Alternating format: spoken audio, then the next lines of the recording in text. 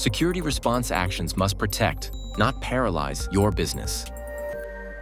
Last one on response is just making sure that we're careful with response. Again, with the knowledge of, especially we look at things like EDR, I've seen some analysts and some architects look at response actions as simply, well, let's just block or disable that account if we see nefarious activity. And what we tend to forget is that, just like when we look at the triad, that continuity is one of those things that we need to continue with the business.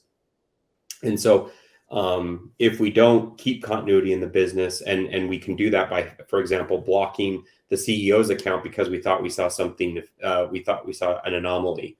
And obviously that will create a disruption of business and could be problematic. So one of the things I try to tell people when we look at responses, look at putting in things that can prove the identity and may add a little friction, but continue to keep the business running. A common one you may even see is sometimes you get asked to, use another push notification or provide additional authentication methods to go through. And, as we look at that, it could be using your 2FA or other ways that adds additional identity proofing, but without shutting the identity down. So my only caution for response actions is having your SOC respond is making sure that we just don't block things and stop things, because the blast radius or the action that occurs can be much higher. You can shut down that person's entire job, and that could be problematic to keeping the business going.